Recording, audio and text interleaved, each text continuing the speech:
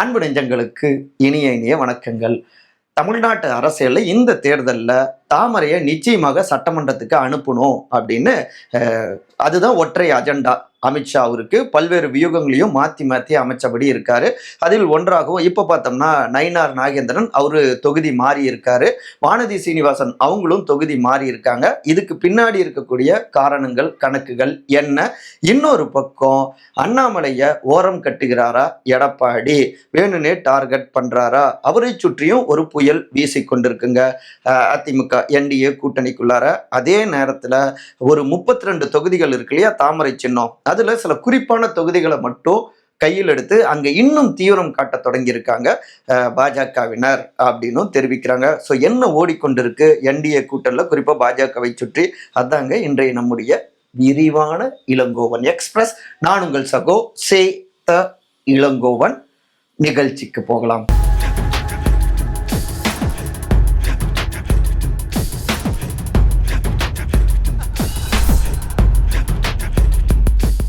அண்ணாமலையை ஓரம் கட்டுகிறாரா எடப்பாடி?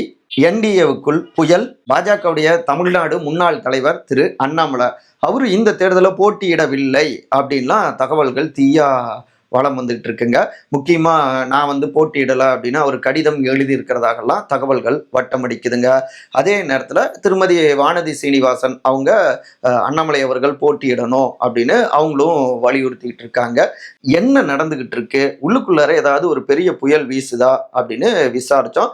முக்கியமாக அதிமுகவுடைய பொதுச் செயலாளர் திரு எடப்பாடி பழனிசாமி அவரு தான் அண்ணாமலையை ஓரம் கட்டியிருக்காரு, அவருக்கு சான்ஸ் கொடுக்க கூடாது அப்படின்னு காய் நகர்த்தியிருக்காரு அப்படின்லாம் தகவல்கள் வட்டமடிக்குது. அது உண்மையா அப்படின்னும் எல்லா தரப்புலையும் விசாரிச்சோம்.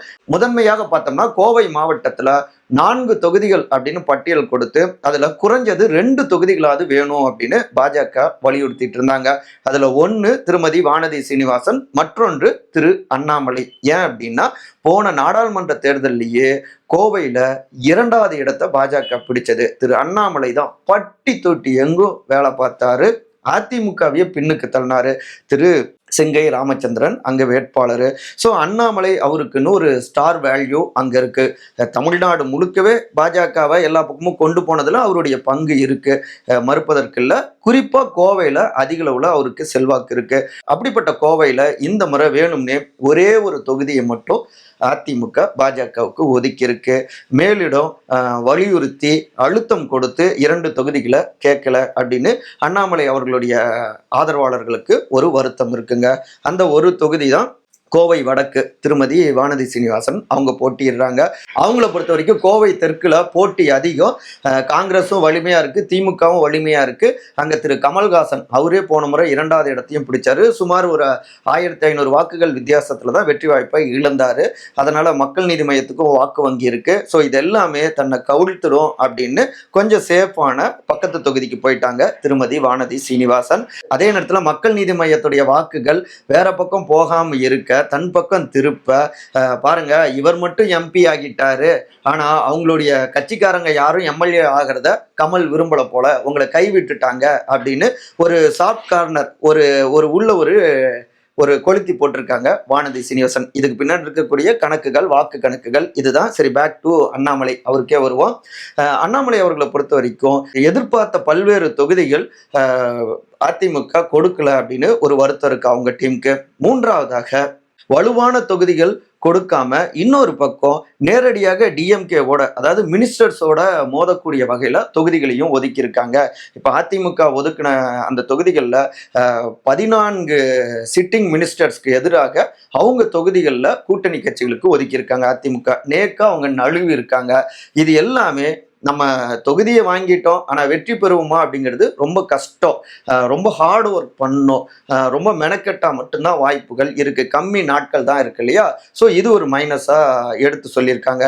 அதுக்கு அடுத்து பார்த்தோம்னா இப்போ கூட்டணி கட்சியினர் தமாக அவங்க 5 தொகுதிகளில் பாஜக சின்னத்துல, தாமரை சின்னத்துல போட்டியிட்டாலும் கூட அதிக அளவுல தொகுதிகள் ஒதுக்கீடு செஞ்சிட்டாங்களோ அவை எல்லாவற்றையும் இங்க பாஜக நேரடியாக பாஜக கேடர்ஸ் போட்டியிட்டா சிறப்பா இருந்திருக்கும். அப்புறம் ஏனைய சில கூட்டணி கட்சிகளுக்கும் தொகுதிகள் கணிசமா ஒதுக்கி இருக்காங்க. இது எல்லாமே நம்மளுடைய வாய்ப்பை அவங்களுக்கு கொடுத்த மாதிரி இருக்கு அப்படின்னு சில அதிருப்தி குரல்களையும் வெளிப்படுத்தியிருக்காங்க. அதே நேரத்தில் திரு எடப்பாடியை பொறுத்த வரைக்கும் இங்க அண்ணாமலை அவரு களத்துல வந்து வெற்றி அடைஞ்சாருன்னா அவரு தான் ஃபுல் ஃபோக்கஸாக இருப்பார். போட்டியாக மாறிடக்கூடாது, அந்த சைடில் வெஸ்ட் ஜோனில் ஒரு புதிய முகமாகவும் அவர் மலர்ந்து விடக்கூடாது. ஏற்கனவே பார்த்தோம்னா அண்ணாமலை அவரை வச்சு தான் கூட்டணியை விட்டு விலகுனாங்க அதிமுக. அதுக்கப்புறம் அந்த பொறுப்புல இருந்து அவரை எடுத்துட்டு புதுசா திரு நயினா நாகேந்திரனை நியமிச்ச பிறகுதான் அதிமுக பாஜக கூட்டணியை மலர்ந்தது. ஸோ எடப்பாடிக்காக இந்த தொகுதி உடன்பாட்டிலும் வேட்பாளர்கள் தேர்விலும் அவருக்கே சப்போர்ட்டா நடந்துட்டாங்க. அண்ணாமலை அவர்களை கைவிட்டுட்டாங்களோ அப்படின்னு அவங்களுடைய டீமு ஆர்மின்னு கூட வச்சுக்கலாமே ஃபீல் பண்றாங்க.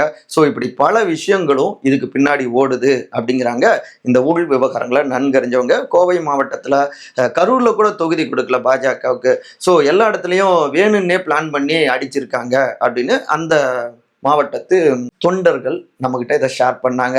அதே நேரத்தில் எங்களுடைய பிரதமர் திரு நரேந்திர மோடி, உள்துறை அமைச்சர் திரு அமித்ஷா அவங்களுடைய ஆணைக்கிணங்க பாஜக வெற்றிக்காக அயராது பாடுபடுவோம் அப்படின்னும் அடிச்சு பேசுறாரு திரு அண்ணாமலை அவங்களுடைய டீம்க. இந்த பக்கம் அதிமுகவில் அப்பெல்லாம் இல்லை, நாங்கள் கூட்டணிக்கு ஒதுக்கிட்டோம், அவங்க பார்த்து எங்கே வேணாலும் நிறுத்தலாம், யாரை வேணாலும் அப்படின்னு ஷார்ட்டாக முடிச்சுக்கிட்டாங்க. இதுதாங்க சுற்றி சுற்றி நடந்துட்டு இருக்கு அப்படிங்கிறாங்க உள் விவகாரங்களை நன்கறிஞ்சவங்க. திருநெல்வேலி டு சாத்தூர் தொகுதி மாறிய நயினார் நாகேந்திரன் சென்டிமெண்ட் காரணமா பாஜகவுடைய தமிழ்நாடு தலைவரான திரு நயினார் நாகேந்திரன் திருநெல்வேலி சிட்டிங் எம்எல்ஏ அங்கிருந்து இப்ப தொகுதி மாறி சாத்தூர்ல போட்டியிட போறாருங்க. ஏன் இந்த மாற்றம்? அதுக்கு முன்னாடி ஒரு வாரத்துக்கு முன்னாடி நம்ம திருநெல்வேலி சம்பந்தமாக திரு நயினாருக்குன்னே தனி ஸ்கெட்ச் போட்டிருக்காரு முதலமைச்சர் திமுகவுடைய தலைவர் திரு மு.க. ஸ்டாலின் அப்படின்னு ஒரு காணொலி பதிவு செஞ்சிருந்தோம். அதுலேயே அவரு சாத்தூர் போக வாய்ப்புகள் இருக்கு அப்படின்னு குறிப்பிட்டோம். ஒரு சிறு நினைவூட்டல். சரி, ஏன் திரு நயினார் நாகேந்திரன் திருநெல்வேலி டு சாத்தூர் மாறினாரு அப்படின்னு விசாரிச்சோம். கடந்த 2001 இருந்து போட்டிடுறாரு. 2001, 2006, 2011, 2016, 2021. இதுல 2006, 2016 திருநெல்வேலியில அவரு வெற்றி பெறலைங்க. மற்ற இதுல அவரு சட்டமன்ற உறுப்பினர் ஆனாரு. அதுக்கு முன்னாடி அதிமுக இருந்தப்ப அவரு அமைச்சராகவும் ஆனாரு. இதுல முக்கியமான காரணமே ஒரு முறை இங்க வெற்றி அடைஞ்சா திருநெல்வேலியில இன்னொரு முறை தோல்வி ஏற்படுது. ஸோ போன முறை வெற்றி அடைஞ்சிட்டாங்க, அப்ப இந்த முறை தோல்வி தவிர்ப்பதற்காக சென்டிமெண்ட் காரணமாகவும் அவரு தொகுதி மாறினாரு அப்படிங்கிறாங்க. ரெண்டாவது, சாத்தூர்ல அடர்த்தியாகவே அவர் சார்ந்த முக்குளத்தோர் சமுதாய வாக்குகள், அப்புறம் பரவலாக பிற சமூகத்தினருடைய வாக்குகள், அதுல அவங்களுடைய குட் புக்லயும் நயினார் இடம் பிடிச்சிருக்காரு. இதெல்லாம் சப்போர்ட்டிவா இருக்கும் அப்படின்னு கணக்கு போடுறாரு. மூன்றாவதாக, அதிமுகவுடைய வாக்குகளும் தனக்கு இந்த இடத்துல உதவி செய்யும் அப்படின்னு நினைக்கிறாரு. நான்காவதாக, சாத்தூர்ல வெறும் 11,179 வாக்குகள் வித்தியாசத்துல தான் அதிமுக போன முறை வெற்றி வாய்ப்பை இழந்தது. ஸோ இந்த இடத்துல இறங்கி வேலை பார்க்குறப்ப தாவேகா அவங்க பிரிக்கிற வாக்குகள் இதெல்லாம் சேர்த்துனா அது நமக்கு சாதகமான வெற்றிகரமான வாக்குகளா மாறும் அப்படின்னு நயினார் நாகேந்திரன் டீம் கணக்கு போடுறாங்க. அப்புறம் முன்ன சொன்னது போலதான் திமுக திருநெல்வேலியில நயினார் நாகேந்திரனை தோற்கடிக்கணும், ஒரு தேசிய கட்சியுடைய மாநில தலைவரையே தோற்கடிச்சா அது திமுகவை இன்னும் பவர்ஃபுல்லானதாக மாற்றும். திரு அமித்ஷா உள்துறை அமைச்சர் அவருடைய அஜெண்டா கணக்குகளையும் தவிடுபடி ஆக்கின மாதிரி அவங்களே தோற்கடிச்சது போல அப்படின்னு நீங்க இறங்கி இங்க வேலை பார்க்கணும் அப்படின்னு ஏற்கனவே முடுக்கியிருந்தார். எல்லோரையுமே அடிக்கடி ரிப்போர்ட்ஸ்லையும் கேட்டுக்கிட்டே இருந்தாரு. ஒருவேளை அங்க வெற்றி வாய்ப்பை இழந்தீங்கன்னா நிச்சயமா கட்சி பதவியும் இருக்காது, வேற எந்த பதவியும் இருக்காது அப்படின்னு கரார் காட்டியிருந்தாரு 1-to-1 மீட்டிங்லயே. ஸோ திமுக தீவிரம் காட்டுவது, காங்கிரஸ்க்கும் இருக்கக்கூடிய செல்வாக்கு, இப்ப தேமுதிகவும் அந்த கூட்டணியில சேர்ந்திருப்பது, இப்படி எல்லாமே தன்னை தோற்கடிச்சிரும் அப்படின்னு கருதி இங்க சாத்தூருக்கு மாறிட்டாரு. இதுக்கு முன்னாடி சாத்தூர்ல தன்னுடைய வாரிசை களமிறக்கலாம் அப்படின்னா ஒரு ஐடியா இருந்தது நயினார் நாகேந்திரன் அவருக்கு. இதெல்லாம் யோசிச்சுதான் ஓராண்டுக்கு முன்னாடியே, அதுல குறிப்பா கடந்த 6 மாதங்களாக சாத்தூர்ல எல்லா நல்லது கெட்டது எல்லா ஃபங்க்ஷன்லயும் கலந்துக்கிறது, இப்படி திருநெல்வேலியை விட அதிகமாக இந்த புதிய தொகுதியில கவனம் செலுத்தினாரு. இது எல்லாமே தற்போது தன்னை இங்கிருந்து சாத்தூரில் இருந்து சட்டமன்ற உறுப்பினராக கோட்டைக்கு கொண்டு போகும் அப்படின்னு கணக்கு போடுறாங்க, கனவு காண்கிறார்கள் நயினார் நாகேந்திரன் டீம் அப்படிங்கிறாங்க அந்த வட்டாரத்தில் இருக்கக்கூடிய அரசியல் ஆர்வலர்கள். தமிழ்நாட்டில் தாமரை, அமித்ஷாவின் 10 கணக்கு ஒர்க் அவுட் ஆகுமா?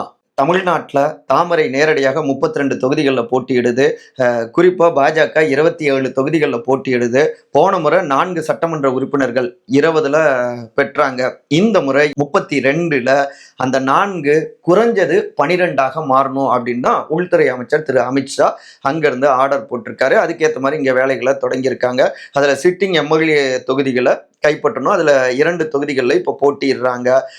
இன்னொன்று தொகுதி மாறி இருக்காங்க இல்லையா, கோவை வடக்கு திருமதி வானதி சீனிவாசன், திரு நயினார் நாகேந்திரன் தற்போதைய தலைவர் 2 பேருமே அந்த புதிய தொகுதியிலையும் சாத்தூர்லையும் கோவை வடக்குலையும் வெற்றி பெற்றுவிட முடியும். இறங்கி வேலை பார்க்க தொடங்கிட்டாங்க. ஸோ 4 நிச்சயம் அப்படின்னு கணக்கு போடுறாங்க. அது மட்டும் இல்லாமல் போன முறை குறைந்த வாக்குகள் வித்தியாசத்தில் தோல்வி அடைந்த தொகுதிகள் இப்போ உதாரணமாக எடுத்துக்கிட்டோம்னா ராசிபுரம் எடுத்துக்கிட்டோம்னா திரு மதிவேந்தன் அவர் தான் அங்கே போட்டியிட்டாரு, சிட்டிங் மினிஸ்டரு. அந்த தொகுதியில் வெறும் 1952 வாக்குகள் வித்தியாசத்துல தான் அங்க அதிமுக தோல்வி அடைஞ்சதுங்க. ஸோ இந்த முறை அதை சரி பண்ணிடலாம். அப்புறம் மயிலாப்பூர்ல வெறும் 12,633, அப்புறம் வாசுதேவ நல்லூர்ல வெறும் 2,367, ராதாபுரத்துல வெறும் 5,925, மதுரை தெற்குல வெறும் 6,515, திருப்பூர் தெற்குல வெறும் 4,709. ஸோ இந்த ஒரு 10 தொகுதிகளை பட்டியலிட்டு அங்கே கூடுதலாக கவனம் செலுத்துகிறாங்க. பாஜகவுடைய கமலாலயத்து கேடர்ஸ் இன்னும் களத்தில் தீவிரம் காட்டுறாங்க. அவங்களுக்கு சப்போர்ட்டிவாக ஆர்எஸ்எஸ் நிர்வாகிகளும் தொண்டர்களும் களத்தில் இறங்கி கை கொடுக்குறாங்க, இல்லை தாமரையை மலர செய்கிறாங்க, அதுக்காக முயற்சி செய்கிறாங்க. ஸோ நிச்சயமாக 12 அதில் 10 தொகுதிகள் கன்ஃபார்ம் வெற்றி பெற முடியும் அப்படின்னு நம்புகிறாங்க இங்கே இருக்கக்கூடிய கமலாலயத்து நிர்வாகிகள். இதை தான் அமித்ஷாவுக்கு ரிப்போர்ட்டாக அனுப்பியிருக்காங்க அப்படிங்கிறாங்க.